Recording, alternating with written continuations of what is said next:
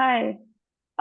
So yeah, we can, now that there are three of us, we'll start and then whoever wants to join can join in and we can catch up with the rest of the video.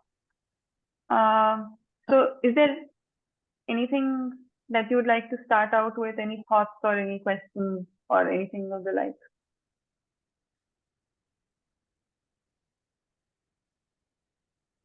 Or should I summarize a bit from yesterday? And then if you'd like, you can put your questions. Okay. Okay. So yesterday we had started the study of the Jeevan, and Nagraj was sharing how there are the two sorts of physical atoms that one sees in existence, and one starts to realize that you can see that there are a certain number of varieties that are hungry atoms, and another certain number of varieties that are overfull or glutted atoms, and they both indicate towards the existence of a fulfilled atom. And that atom itself is the conscious atom, the Jeevan, or yeah, you can describe it in various ways. It's the configurationally complete, configurationally fulfilled atom. And it is this conscious atom. Why he calls it conscious is because it is that entity that is able to express and able to evidence sensitivity as well as cognizance. Otherwise, no other entity in existence is able to express or evidence cognizance or sensitivity. And it is. One second. Why are we calling the fulfilled atom, the fulfilled feeling or the fulfilled part as the Jeevan? Why not the unfulfilled and glutton and the hungry? Why aren't we calling them also Jeevan? Right. So we're calling this fulfilled atom the Jeevan because it is the Jeevan is just a name given to the conscious atom. So maybe your question is, why are we calling this fulfilled atom the conscious atom, right? Yes, we could yes. Because we could name it whatever we wish. Because fulfillment is also awareness. No. So it's not that feeling of fulfillment that we have as conscious entity. This is the first kind of fulfillment that exists in existence. It is only the fulfillment of particles. That means that there is a certain optimum number of particles that can be fitted into an atomic structure, and it has that optimum number of particles. And in that, in those terms, the other atoms are unfulfilled because either they have too many particles or they have too few particles. So only in terms of particles is it fulfilled. Now it is seeking us. Now it becomes fulfilled in terms of particles, and on doing so, it somehow, he will explain eventually, it somehow attains this consciousness, attains the status of consciousness. Now, its structure is fulfilled, but its feeling is how it feels is unfulfilled. Like a Jeevan, when it comes to be, it's wishing for something, it's desiring towards something. What is it desiring? It is desiring some another higher kind of fulfillment. And that fulfillment all of us are familiar with. So we are also, animals are also seeking that sort of fulfillment, which is at the level of animals. Their fulfillment is achieved simply at the level of living. They just want to live. Now, when you're talking about hungry atom, we're talking from the food angle or from not the food angle, no? Okay. Not the food angle. It's a metaphorical use of the word hungry and overfull or glutted. Because in our class, food was actually brought into the class that if you eat too much, you feel sick, you can have this much, you can't have beyond that. So I thought it's now referring to the food part. Right. That's one example that is given about while comparing animals and humans, right? Yeah. The cow. That was given in terms of happiness. In happiness, this makes you happy, then it makes you unhappy, the same, etc. Right. Okay. Anyway, so this is not in connection with food. Not in connection. No. Okay. No. It is a metaphorical use of the term hunger, as he was sharing, that I've used this language of hungry and glutted with respect to human experience, because it indicates the nature of that structure. That is, hungry means that we are hungry with reference to fulfillment, and glutted is also that we feel glutted with respect to fulfillment, and therefore he uses metaphorically. Okay. So he could have simply said deficient atom and surfeit atom.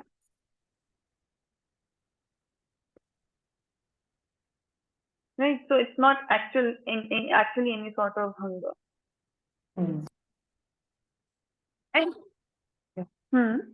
I have a question after this is done. Like, if इसको पहले follow up कर लो, फिर then follow. Okay.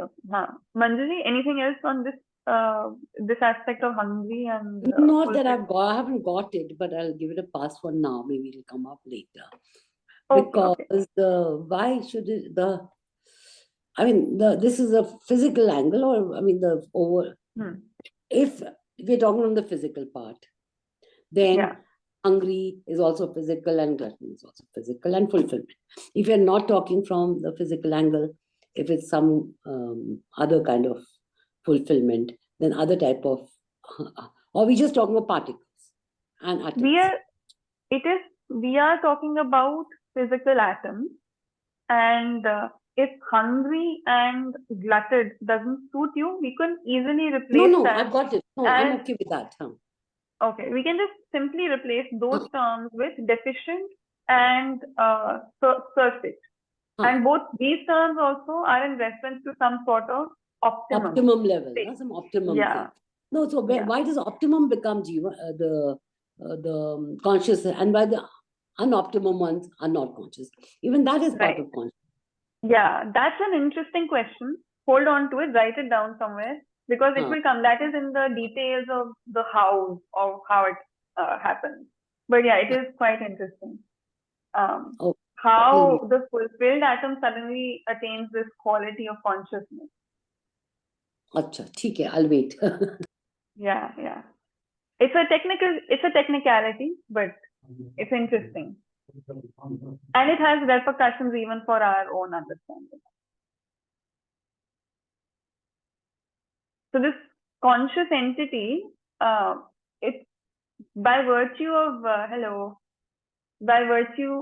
being fulfilled in its configuration. It's a fulfilled configuration. So it's configurationally complete. It's configurationally fulfilled. It somehow attains this conscious quality. And what is meant by conscious is that it is able to express this and evidence sensitivity, and it is able to express and evidence cognizance. Although it will have to first evidence sensitivity, it's like, we are capable of doing logarithmic calculations, but we need to first learn arithmetic. So similarly, the Jeevan first, establishes itself in expressing and experiencing and evidencing sensitivity, and that happens within the animal order, because it doesn't need anything more than the animal body in order to evidence sensitivity.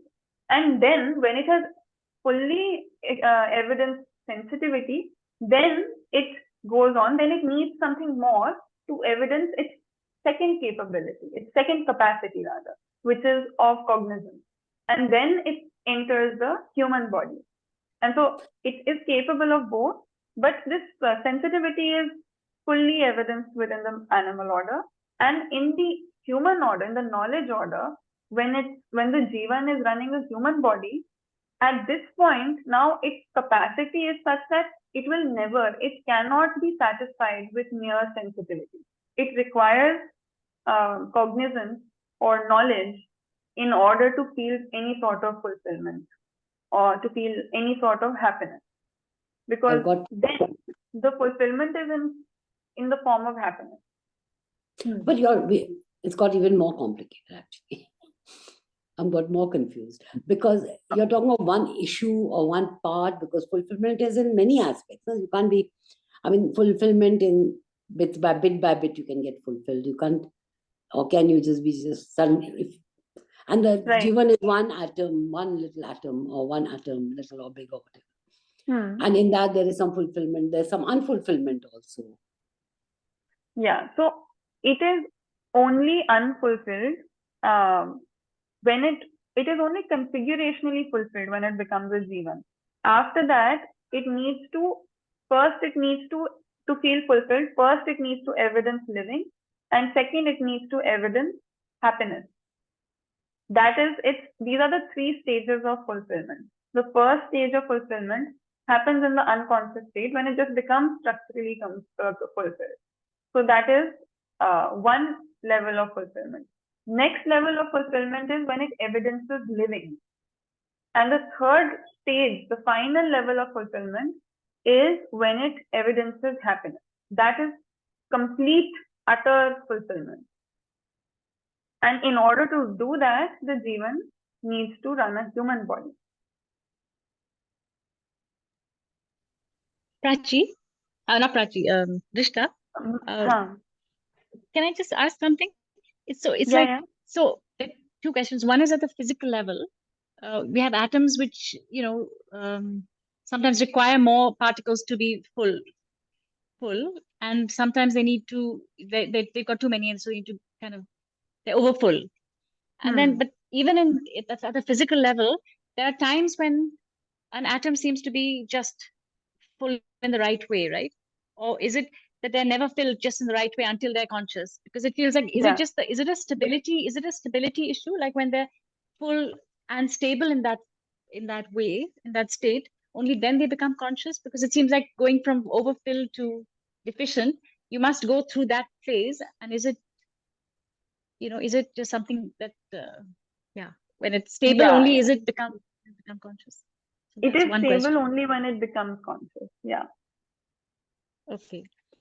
And the second is like, so would happiness, like we can maybe move towards happiness, but would like complete fulfillment and happiness be only when we've achieved the full knowledge? Like sometimes we feel happy, right? We feel that we're doing quite well, or we're quite kind of moving in the right direction. So we call that happiness, right? So is the happiness that's being used here, is that only being used in terms of the absolute happiness, and not just the kind of the temporary ups and downs, which we sometimes call happiness, and sometimes then we lose it. Right. That is why it's useful actually to use the word fulfillment, because the temporary happiness, as nice as it is not fulfilling, in the sense we don't feel completely filled with it. We feel fulfilled, or we can imagine that we will feel fulfilled only when we can sustain such a state of happiness permanently. Just like within the atoms also, as you had mentioned, of course, they have long lives. They're stable for a very long time. There are less stable atoms and more stable atoms. So, like uranium is very unstable. So it will keep breaking down very soon. Like we can watch it happen. But there are other atoms which are much more stable. They'll stay the way they are as in their own form, say carbon or oxygen or something like that. It'll stay that way for millions of years. So it is quite stable, but it is not giving. What is the ultimate of stability? The ultimate of stability is permanent. So it is not quite permanently stable. It will change form. Two carbon atoms will fuse together eventually, or not two. A carbon atom will eventually fuse with some other atom to form a heavier atom, as has been observed. As this we've already seen, science has already studied. So even though their lives are very long, so any entity that exists, any creation rather, anything that is physical, it has a starting point where things come together to form it. Then it has a life in which it remains as it is, and then it has a stage of deformation. So there's formation, homeostasis, and deformation. But how long this middle period of homeostasis, of it just being, of it just existing, is dependent on its stability. And therefore, there are several atoms that are extremely stable, but they are not permanently stable. So Jeevan is such an entity which has a stage of formation, but it doesn't have a stage of deformation, because this structure that it attains is so stable, it's so perfect, that it is never overcome by anything. Those things also break down, eventually deform because of certain processes that they are unable to overcome. But the Jeevan is such a configuration that it is able to overcome everything. That it now has become perfect in itself, and so it never deforms. So similarly, even in our happiness, a state of fulfilled happiness is only when it reaches this utter completeness that now it will never change. It will never waver. Right. Thank you. Okay. Manjuji, anything regarding this atom? No, we'll move forward. Thank you. Okay. Okay. Prachi, you had something to ask now? Yeah. So my question was, ki animal has what? The same configuration as Jeevan that humans have. Yeah. All Jeevans are equal. They're all the same. Okay. Right. So yesterday it said, so as we were just wrapping up the summary, that a Jeevan is that which is able to evidence sensitivity and cognizance, and sensitivity is taken care of in the animal order. When it comes into the human order or the knowledge order, it must evidence cognizance in order to be happy or fulfilled. And then we have this fulfillment happens only. We've tried various ways to find fulfillment. We'll do this, we'll do that, we'll do accumulation, we'll do hoard, we'll consume, or we'll abstain, or we'll do penance, or we'll worship, or we'll do some mixture of the two. We've tried all sorts of methods to achieve fulfillment, but we have really not succeeded in those attempts. Nothing has actually worked out, and in terms of true fulfillment. And in this he said that I have achieved fulfillment, and I only achieved it upon understanding. And therefore, everyone can achieve their fulfillment also through understanding. And the Jeevan is the only such entity which is the bearer and carrier of understanding. And we can, because this fulfillment came through understanding, because through understanding, we are able to evidence resolution in all our activities, in all our living. And without understanding, we are not able to, we keep, bumping up against problems. There is no resolution. We need solutions. There's just problems. So we've tried, like we've trained animals using sensitivity, we've tried even training humans through sensitivity. But humans are not trained through sensitivity. They need knowledge. They need understanding.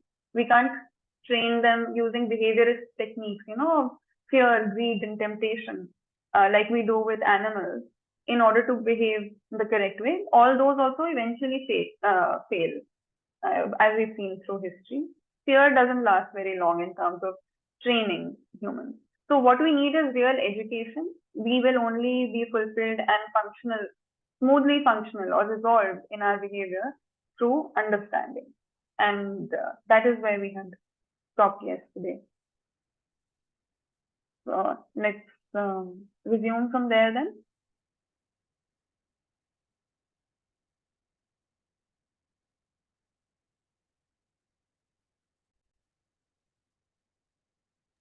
Can I say one thing? I know you've gone on, but No. I thought and I feel that humans who do jap and tap and tapas and whatever, were not doing it for fulfillment, or they were doing it because they want to be happy, but they knew that the way to happiness is through getting connected with your consciousness. You can remember with that subtle energy inside us, or what we are really, that conscious being, which we don't seem to connect with. So they know that. I think human beings have always known that. And they do jap and tap and all that for getting in touch with that. Right. So they believed that jap and tap would allow them to access whatever they believed existed within us, some higher consciousness probably. Yet it has not, the main point is that is still, even though they believed that to be the case, Jap and Tap didn't lead to that. They could not get in touch with that consciousness and become one with it or completely understand it or know it. Right. So what is the thing that this will get it? How is it that this study will get it? So in this, there is this difference between Jap and Tap. Jap and Tap is not necessarily always for understanding. Jap and Tap can also be for attaining a certain state, which they feel is happiness. But he's saying this study will allow you to understand, and understanding will allow you to live well. And this understanding itself, as well as the evidence in living, both of these are the points of happiness. All right. Got it. Thank you. Yeah. Okay. Is my screen shared now? No, I don't think so. All right. तो समझदारी के बाद ही ये सब उपजा। इसी आधार पर मैं सोचता हूँ हर व्यक्ति समझदार होने के आधार पर ही सुखी होता है। सुखी होने का एक ही बात है, सही में हम माने एक हैं मानव, गलती में अनेक है। I think we did much further than this. But in this way I realized that it is only through understanding that humans can be happy, and by happiness, and through understanding everyone can be happy, just as I was. And by happiness, what I'm implying is also that we are one or united when we are right, and we are fragmented or many when we are wrong.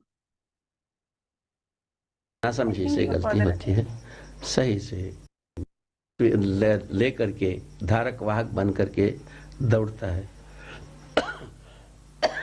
वो चीज मुझको समझ में आया है, वो है जीवन। जीवन जब अपने समझदारी के साथ जीता है, हर जगह में समाधान को प्रस्तुत करता है। समाधान के साथ हर व्यक्ति सुखी होता है, समस्या के साथ दुखी होता है। Now, when this Jeevan runs, since the Jeevan is the bearer and the carrier of understanding, when this Jeevan runs with its understanding, then it is able to present itself with resolution. And resolution is what makes everyone happy, and problems are what makes people miserable. So, therefore, it is this understanding leading to resolution, leading to happiness, and freeing us from our misery, which is nothing but problems. यह आपका हमारा सबका देखा हुआ लेखा जोखा है। समाधान उसके बाद भय का कवच को उतार के रख देता है। संवेदनशीलता में भय और प्रलोभन होता ही। इस ढंग से हम इस बात की मूल्यांकन कर सकते हैं, तो हम भयभीत करके कोई सही जगह में जाने की जगह नहीं है। यदि जगह है तो संवेदनशीलता की जगह में है। संवेदनशीलता में भय और प्रलोभन होता ही। भय और प्रलोभन के आधार in the human world, using fear and greed, it will only take us towards sensitivity, and sensitivity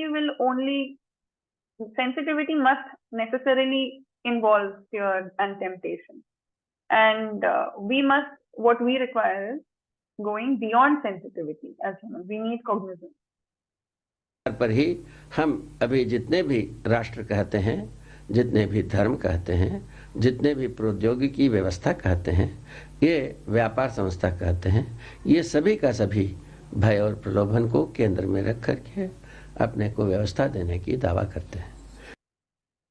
And if we look at the situation today, all our religious institutions, all our nation states, our political institutions, all our educational institutions, all of the institutions that we are a part of or that we see around us are currently that claim that they provide the solutions and the ways of living. all of them, if we look at them, are currently functioning only on the basis of fear and temptation, fear and greed. जबकि ना भय व्यवस्था होता है, ना प्रलोभन व्यवस्था होता है। छोटी सी बात, यदि ये स्वीकार होता है, हो क्या होना ये चाहिए। However, neither fear nor temptation can be the basis of order. Neither fear is any order, nor is greed any order. So then, when we think about what should be there instead, ये निरंतर जो मनुष्य के पास मूल्य और मूल्यांकन होना चाहिए, मूल्यों को पहचानने की विधि चाहिए, मूल्यांकन करने की टेक्निक चाहिए। ये दोनों चीज हमारे पास रहने से निरंतर समाधान की परंपरा चलेगी।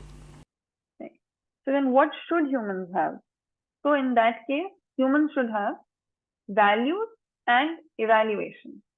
We must have the ways of recognizing value and the techniques of evaluating. In this, if we have these, then there will be, then we have the path forward for a resolved human tradition. मूल्यों को मूल्य जो है ना, समझदारी के आधार पर बात की है। मूल्यांकन भी समझदारी का ही प्रक्रिया है। ये शरीर की शारीरिक आंतरिक प्रक्रिया नहीं है। अभी विज्ञान का जोर जुलूम यही है, सभी को यांत्रिक होना चाहिए, ये भावुक नहीं होना चाहिए। Now, values are also something that is a culmination of understanding, and evaluation is also a culmination of understanding. These are not bodily processes. However, science tells us that we must see that everything is bodily, that we are mechanical entities, that we are machine-like, and that everything is machine-like, that nothing must be understood in terms of what is beyond the machine, or bhavuk. Bhav is a difficult word to translate, but I suppose we could say that science is saying that we cannot understand ourselves or anything else for that matter in terms of abstract emotionality is not the right word. Bhavuk is in terms of something abstract, that is abstractly felt.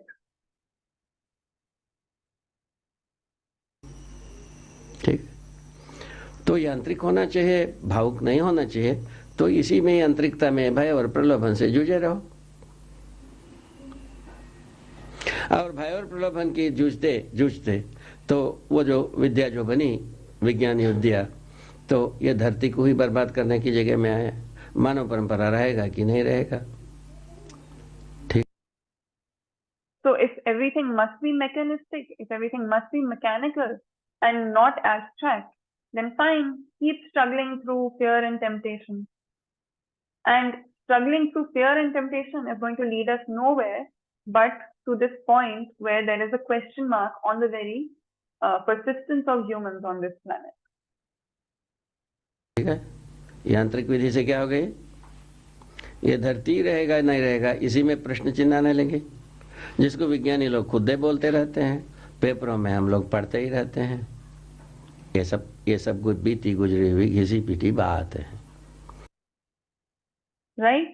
So what has happened with this mechanistic fear and greed methodology? We have reached this point where there is a question mark on whether we humans can even continue living on this planet. And this is something that the scientists themselves have also recognized and have been talking about. So this is a recognized, well-established, this is old news, he says, GCPT baat, that we are now on the brink of extinction. तो इन आशयों को यदि हम हृदयंगम कर पाते हैं तो तब अपने में एक जिज्ञासा जन्म भी सकता है। आखिरकार कोई समस्या है तो समाधान भी तो होगा। समस्या के लिए कुछ होता नहीं है, कितने भी समस्या को इकट्ठा करो तो समाधान तो होता नहीं है। So if we truly understand and integrate these issues, a sincere, and if we are sincere in truly understanding and integrating all the things that we've just talked about, then it is natural that a query will emerge in us. That if there are all these problems, then there must be some solution, right? There must be some way to resolve them. Because there are no problems. I'll just repeat that. This is an important line. कि समस्या है तो समाधान भी तो होगा. समस्या के लिए कुछ होता नहीं है. कितने भी समस्या को इकट्ठा करो तो समाधान तो होता नहीं है. Right. So if there are so many problems, then there must be a solution to them, because there are no problems just for the sake of problems. No matter how many problems you may gather together, that gathering of problems will never lead to a solution. समस्या से समस्या ही है और कुछ होता नहीं. पता चल गई तो समाधान हमको चाहिए. समाधान के बिना राहत नहीं है. इसलिए समाधान पाने के लिए मूल्य और मूल्यांकन की जरूरत है. So, gathering problems he is talking about. So, focusing on and gathering problems will only lead to more problems. It will not lead to a solution. We need a solution. So, समस्या के लिए समाधान से. So, if we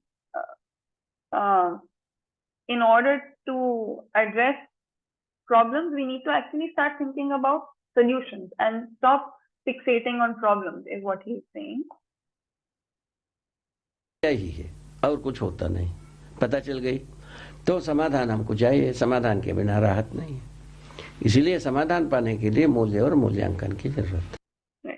So we need solution. There is no relief without solution.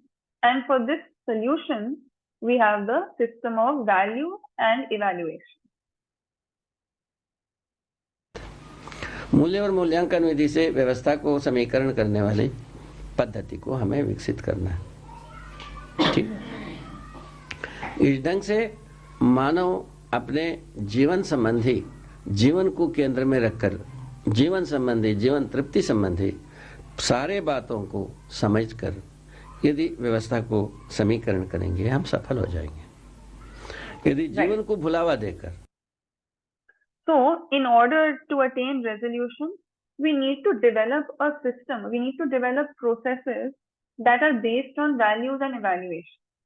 And that can only happen if humans, that can only happen if we understand ourselves, if we understand the Jeevan, if we understand its needs.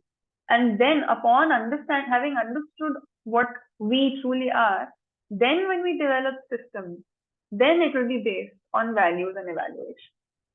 तो समीकरण करेंगे हम सफल हो जाएंगे. That will succeed. यदि जीवन को भुलावा देकर शरीर के अर्थ में हम जितने भी व्यवस्था देते हैं, ये जितना व्यवस्था देंगे उतने में और अव्यवस्था पैदा होता है. So, if we develop systems keeping the Jeevan, its relationship, its goal, this is what I forgot to mention this in the previous line. It's fulfillment.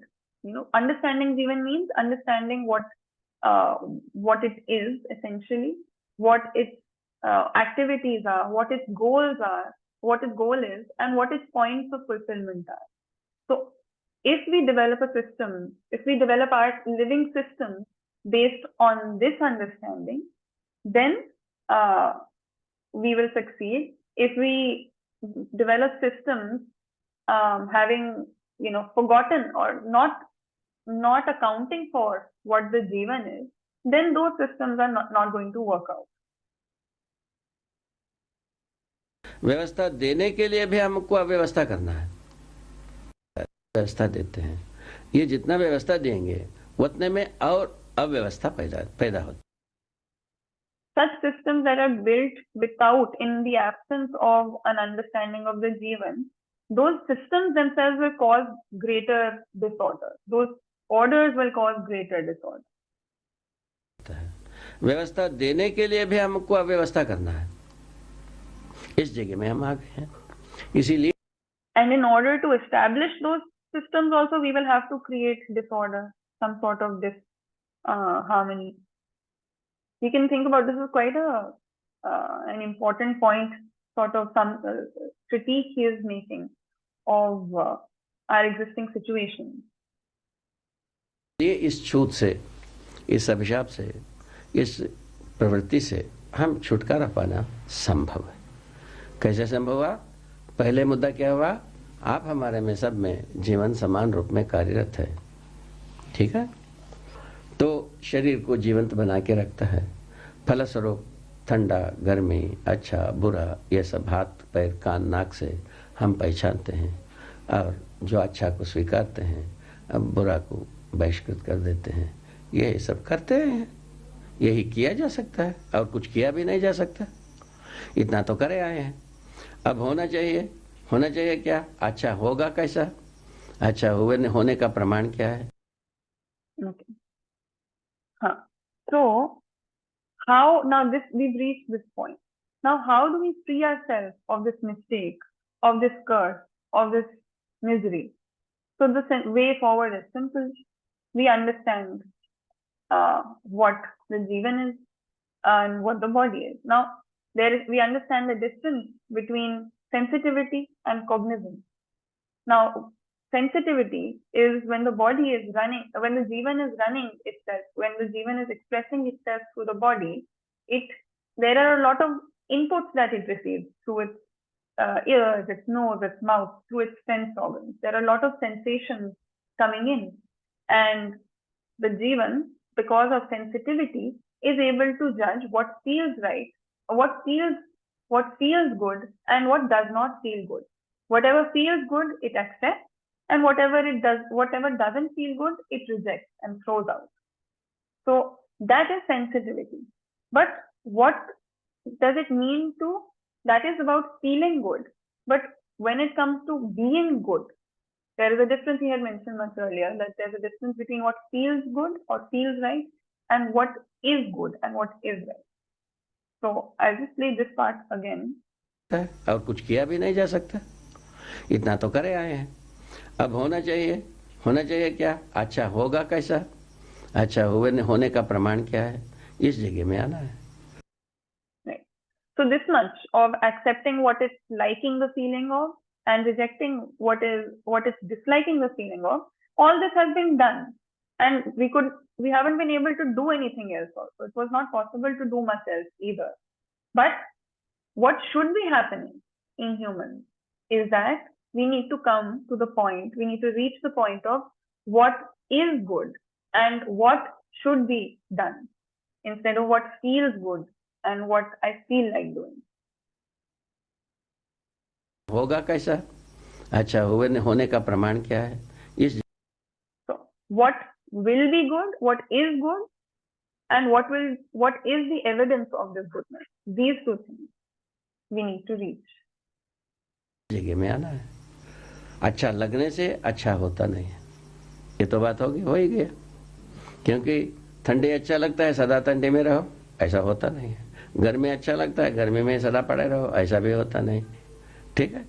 तो कोई भी ऐसा शरीर की कृति नहीं है जो सतत बनाए रखो, ऐसा होता नहीं।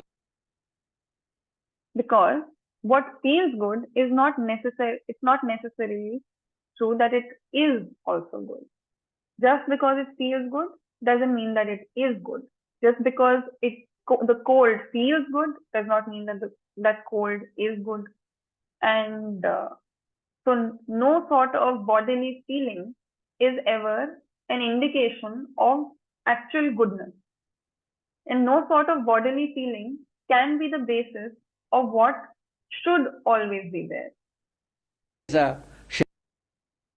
ठंडे अच्छा लगता है, सदा ठंडे में रहो, ऐसा होता नहीं है। गर्मी अच्छा। Right. If coldness feels good, that you will always remain in cold temperatures, that cannot be done. Just because heat feels good, that means that you continue to live in a hot climate forever. That also cannot be done. So bodily feelings can be no basis of what is good and what should be done. And for some universal principle. लगता है गर्मी में सदा पड़े रहो, ऐसा भी होता नहीं, ठीक है। तो कोई भी ऐसा शरीर की कृति नहीं है जो सतत बनाए रखो, ऐसा होता नहीं, बारंबार बदलना ही। You must, इस you will Aadhaar have to पर change it मनुष्य को from time to ये time. सद्बुद्धि की आवश्यकता है। हम जीवन के आधार पर हर बात को निर्णय लेने की एक सद्बुद्धि की आवश्यकता है। And for that reason, we need this sadbuddhi. Sadbuddhi is wisdom or some sense in us, not the sense organ sense. We need this wisdom to realize that we cannot make decisions on what is universally and eternally good based on our bodily feelings. For that, we need to our basis must be in the Jeevan, not in the body. We need such wisdom. जीवन सब में है, समान है, और जीवंत मनुष्य में, और जीवन का ताकत समान है। कैसे? शक्ति और बल के रूप में। So our basis must not be the body, our basis must be the Jeevan. The Jeevan is present in all of us. It is equal. It is equal in terms of its powers and its force. And it is, I think he'll elaborate more. ताकत समान है। कैसे? शक्ति और बल के रूप में। जीवन शक्ति और जीवन बल दोनों अक्षय है, ये कभी मिटने वाला नहीं है। So the Jeevan takat, the Jeevan's energy is equal. It is equal in the form of its power and its force. It is equal in its power and force because in all Jeevans, it has inexhaustible power and inexhaustible force. Or rather, I should say the strength, he said, takat ko we can say that the strength of the Jeevan is equal across Jeevans because that strength means its power and its force, and it has inexhaustible power and it has inexhaustible force. निरंतर शक्ति बल बहता ही रहता है, ये घटना ही नहीं है तो फिर क्या तकलीफ है? तो कैसा घटता नहीं है? क्योंकि इसमें कोई परिणति होना नहीं है जीवन पर।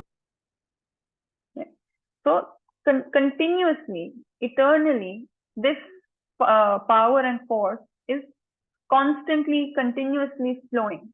It never runs out. It never decreases. And why does it not run out? Well, if there is going to be no change in it, bracket structurally, if there is going to be no change in it, then how will it run out? How will the force and the power decrease? तो कैसा घटता नहीं है? क्योंकि इसमें कोई परिणति होना नहीं है जीवन परमाणु में। जो शक्ति है वो उतना बराबर बरकरार रहता ही है, कितना बल है वो उतना बल बरकरार रहता ही है। इसी का नाम है अक्षय शक्ति, अक्षय बल। So in the Jeevan atom, in this atomic configuration, since there is going to be no change, therefore its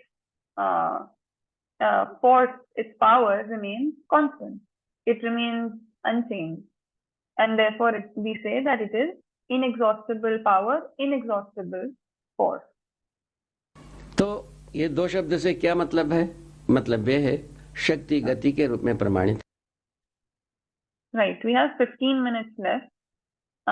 If it's getting heavy, we already did a lot of discussion. We can do it either way depending on what you require. We can continue listening, or we can pause, and if you want to ask something, we can talk. Spend the next 15 minutes discussing. I think we can listen, continue, Okay. if others are okay with that. Prachi, Kashwadevi? Yeah, I think we can listen. Okay. I'm assuming Kashwadevi is also a go for listening. है और स्थिति में बल प्रमाणित। इसका गवाही हर मनुष्य है। मनुष्य अपने को मेरा होना स्वीकारता है। मेरा होना ना स्वीकारता है, ऐसा कोई मनुष्य मिलता नहीं है. Right. He says, जीवन अपने में गति में शक्ति और स्थिति में बल. So the Jeevan expresses in its motion, it is expressing forces, and in its state, it is expressing power. And I know this is a bit complicated, and it's okay if actually it's not so necessary that you understand what this power and force and the difference between these is. But the important point is this, that there is a motion and there is a state of every entity. So the Jeevan's motion is in the form of its forces, and the Jeevan state is in the form of its powers. And then he says, that the testimony of this is each human in themselves. They can see, each human, each of us experiences that we exist, that I exist. इसका गवाही हर मनुष्य है. मनुष्य अपने को मेरा होना स्वीकारता है. मेरा होना ना स्वीकारता है, ऐसा कोई मनुष्य मिलता नहीं है. यदि मिलता है तो मृतक रहेगा, बेहोश रहेगा, रोगी रहेगा, कुछ ना कुछ रहेगा. ऐसा स्थिति रहेगा. स्वस्थ मनुष्य हर व्यक्ति अपने को होना स्वीकारता है. You can't find any human who feels that they don't exist. At least no healthy human you will find who does not experience that they do exist. If you find someone, then they might, maybe they're unconscious, or they're in coma.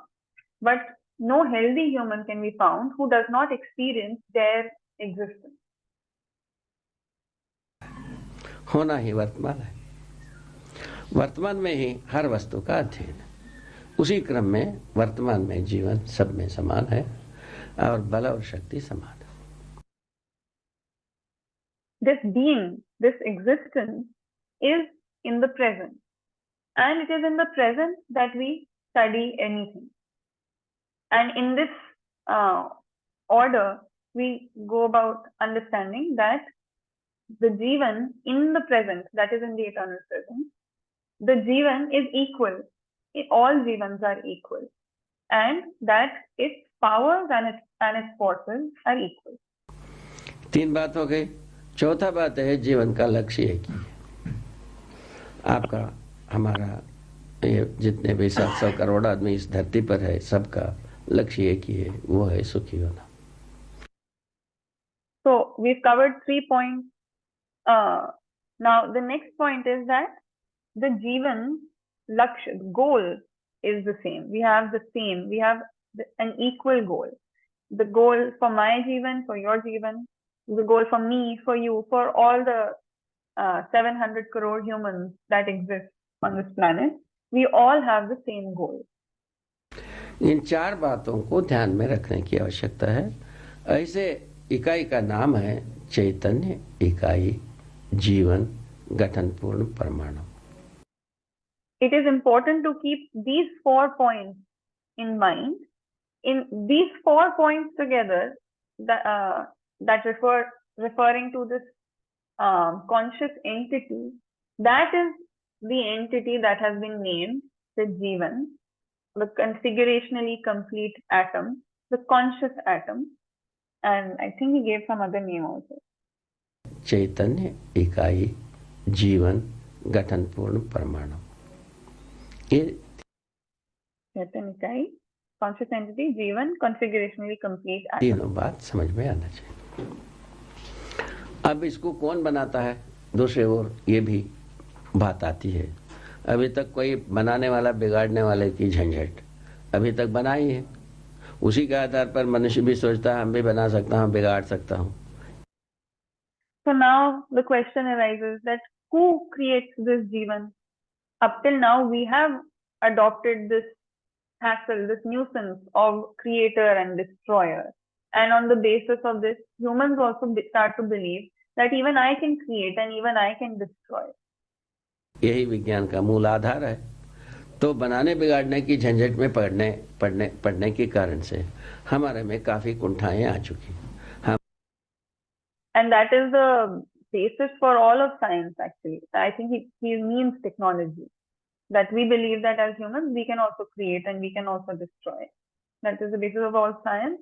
And because of this nuisance of creation and destruction, we have faced several difficulties. What does kuntha mean here? Kuntha is like knot. So, we've struggled a lot. There have been a lot of difficulties essentially. There have been a lot of knots. नहीं, बहुत सारी अड़चन, like tuckage. What's the word? I feel like English. I'm losing. Like kuntha is some kind of, like how I understand kuntha as a word is also some kind of disappointment, deep disappointment you have towards someone or something. Yeah. Seated, like, it's a negative emotion. Yeah. Certainly, he's talking about it in a very negative way, that this nuisance of creation and destruction, that there is a creator and destroyer, we can be creators and destroyers. This has led to several stockages and the pain caused from that. The pain that arises from that, disappointments that arise from that. के कारण से हमारे में काफी कुंठाएं आ चुकी। हम कुछ लोग कहते हैं हम ये कर सकता हूं, कुछ लोग कहते हैं नहीं कर सकते। ठीक, जैसा आटम बम बनाना, कुछ लोग कहते हैं, कुछ देश कहते हैं कि हम बना सकते हैं, कुछ लोग कहते हैं, कुछ देश कहते हैं हम नहीं बना सकते हैं। ये दोनों बात हो सकता है नहीं हो सकता है वाला बात दोनों चल ही रहा है। इसी Right. So we face several kunthas or several, let's just call it difficulties for now, and disappointment and distress. And because some believe we can create and destroy, others believe we cannot create or destroy. Let's take the case of the atom bomb, for instance. Some countries say that we can create it, others say we cannot create it. And दोनों बात हो सकता है नहीं हो सकता है वाला बात दोनों चल ही रहा है। इसीलिए ये समानता का कोई अर्थ नहीं हुआ। समानता का अर्थ होता सब कोई बना ही लेते, घर घर में आटम बना लेते, घरे में फोड़ लेते, मार जाते। And by can, of course, he also means should. Like, we believe कि सकते हैं can is used in both ways. That we can is in the possibility, and that we should in terms of how wise it is. So some nations say that we can, some say we cannot and should not. And in this way, this can, cannot, should not has been going on. And that is why it is not universally produced. If it was universally understood that we can be the creators or should be the creators or destroyers, then every household would be building their own atomic bomb. They would build their own bomb, they would blow up, and we would all die. सीधा वो बना नहीं सकते। तो क्यों बना नहीं सकते हैं? इसका एक ही है, सह अस्तित्व विरोधी है, इसलिए नहीं बना सकते। And why can't we make it? Why can't we build it? The answer to that is simple. It is because it is in contradiction to coexistence. That is why we cannot build it. इसका कारण क्या है? सह अस्तित्व विरोधी है। अस्तित्व जो है सह अस्तित्व सहज है। सहजता से भिन्न हम कुछ भी करते हैं, कहीं ना कहीं उसका विरोध होता ही है। What is it? It is contradictory to coexistence. And what is existence? Existence is inherently aligned with coexistence.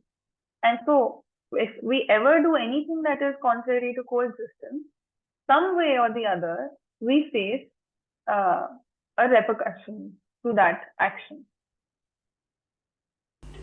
अधिकांश लोगों में इसका विरोध रखा ही है। Sorry, we face a repercussion in the form of conflict, conflict, or some sort of virodh hona is to opposition. Yeah. So if we ever try to do anything which is in contradiction to a coexistence, in contradiction to what naturally exists, we are bound to face some form of opposition. And so we do face opposition to this atomic bomb. आपको भी इसका गवाही मिल चुकी है, हमको भी मिल चुका है, इस पर अपने को यकीन करना चाहिए. Even you have seen the testimony of this. I have also seen it, and therefore we should be confident. We should trust this. ऐसे जो मनुष्य का समानता का वस्तु जो कुछ भी मिली है, आहार, आवास, अलंकार संबंधी वस्तुओं के बारे में हम अभी तक पहुंच चुके हैं. इसमें समानता अवश्य मिले. इन समानता के आधार पर हम अच्छे ढंग से जो इसको लोगों के साथ प्रस्तुत करने की कोशिश किया, इसमें इसके साथ अभिशाप बने व्यापार. Right. So besides this, the place where we have found some sort of equality among humans is the place of food, shelter, and clothes. We have been able to, we have found that basically, he's comparing the atom bomb to food, shelter, and clothes. Not everyone is capable of producing the atom bomb, but everyone is capable. We are all equally involved in producing and consuming food, shelter, and clothes. At this level, this basic necessity, humans have been able to find some sense of equality. इन समानता के आधार पर हम अच्छे ढंग से जो इसको लोगों के साथ प्रस्तुत करने की कोशिश किया, इसमें इसके साथ अभिशाप बने व्यापार. So this equality, we tried to present it in a good way, with some goodness. We tried to present it amongst people. But now the curse that followed along with this was the curse of trade and business. प्रस्तुत करने की कोशिश किया, इसमें इसके साथ अभिशाप बने व्यापार. व्यापार हो गया लाभान्वादी. लाभान्वादी होने के कारण से ज्यादा कम वाला पीछे पड़ गया. एक आदमी सोचता है ज्यादा है, एक आदमी सोचता है कम है. अब कम और ज्यादा का झगड़ा बना ही रहेगा, और विज्ञान ये मानता ही है कि झगड़ा करना ही करना है, इसलिए ज्यादा कम को बरकरार रखना ही है. So the curse that followed along with universalizing or equally distributing, sharing food, shelter, and clothing was the curse of business. With business followed this mentality of less and more, of profit and loss, of profit obsession. And some say that it is that it is more, some say that it is less, the value of an entity means. And based on this disagreement, there is discord among people, there is constant conflict amongst people. And scientists, in fact, say that this conflict is bound to persist, that there will necessarily be this discord of what the real value of something is. Some will say that there will be that it is more, and some will say that it is less. So scientists have actually embraced this conflict, this discord. मानता ही है कि झगड़ा करना ही करना है, इसलिए ज्यादा कम को बरकरार रखना ही है. So scientists believe that we must have this discord, and therefore we must maintain this difference of opinion of more or less value. ऐसा हो गई. इस झंझट में आदमी कहीं जीने की, स्वस्थ रूप में जीने की जगह मिलेगा नहीं. इसीलिए स्वस्थ रूप में जीने के लिए हर मनुष्य को मूल्य और मूल्यांकन विधि से जीने की तरीका लाना ही होगा. This is what happened, and this can form no basis for humans to live in a healthy way, and therefore we must find out an alternate for humans in order for humans to live a healthy life. I think that's what it was.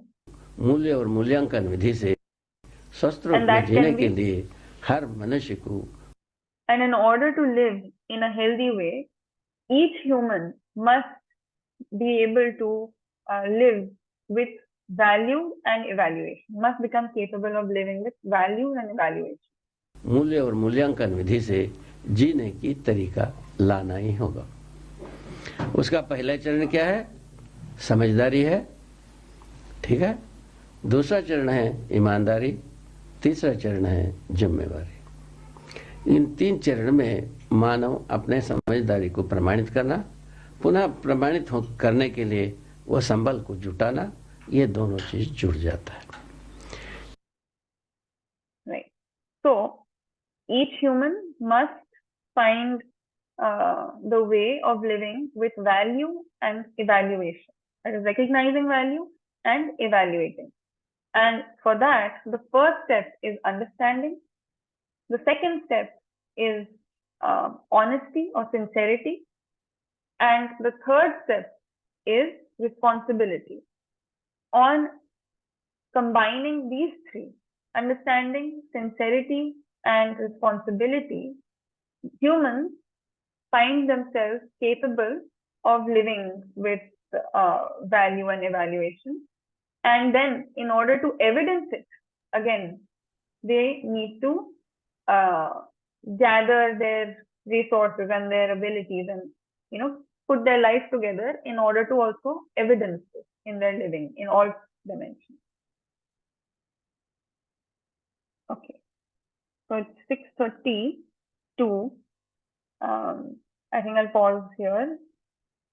If there is something you'd like to ask, or this portion gets a bit heavy and very dense. A lot of things are covered one after the other. So it'll be useful if you have the book and you can just read through it once again. It's easier to revise rather than listening to the whole thing again.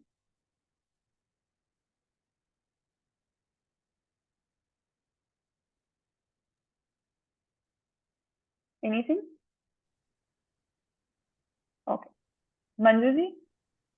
Yeah, hello. Hi. Hi. It's nice to see you on video. You can also make out. Okay. Because when we are recording it, so sometimes I move around, and the other day I saw the video with so much movement that I thought it looked really bad. Oh, that's okay, I think.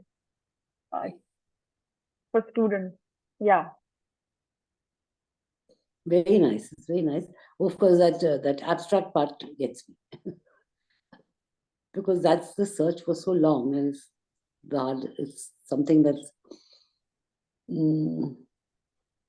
not happened. Or even if it's happened, the mind says it's not happened. That itself is the evidence that it's not happened. If the mind feels unfulfilled, then what has happened? Correct. Yeah. Because the mind feels unfulfilled anyways, because it's heard so many stories about dhamaka hoga, it is going to be like that, it's going to be a big, those kind of stories we've heard, things happen, this happens. Like he said, Right. I saw this, I saw that. So you feel, there's a benchmark to reach to get to understanding it. Right. But as we've all experienced also, like if we're feeling, say, hungry, some bodily sort of unfulfillment, and we've heard lots of stories say about what it feels to satiate our hunger. And no matter what story someone else tells us, when we feel satiated, when after eating food, when we feel satiated, whether it matches someone's story or not, we know whether we're fulfilled or not. Whether we're fulfilled. That is exactly where the whole thing is. Yeah. Yeah. Yeah. Okay. Okay. Thank you. All right. You're welcome. Thank you. And I see there's a message. Okay. Prachi is leaving. All right. I'll end here. See you tomorrow.